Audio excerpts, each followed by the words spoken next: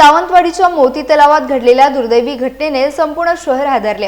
कारिवडे येथील 10वीत शिकणारी लिसा गोसावी हिने मोती तलावात उडी घेतल्यानंतर तिला वाचवण्यासाठी तिचा नातेवाईक रोहन गोसावी याने देखील पाण्यात उडी घेतली। मात्र या घटनेत लिसा आणि रोहन या दोघांचाही बुडून मृत्यू झाला। दरम्यान या प्रकरणाला आता नवं वळण मिळालं आहे। तलावात उडी मारण्यापूर्वी लिसा, रोहन आणि लिसा सोबत असलेल्या तिच्या मैत्रिणीमध्ये झालेल्या वादाचा सीसीटीव्ही फुटेज समोर आला आहे।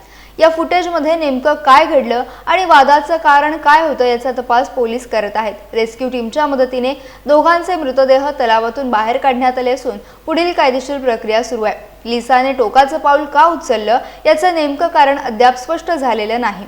सीसीटीव्ही फुटेजच्या आधारे पोलीस अधिक तपास करत आहेत।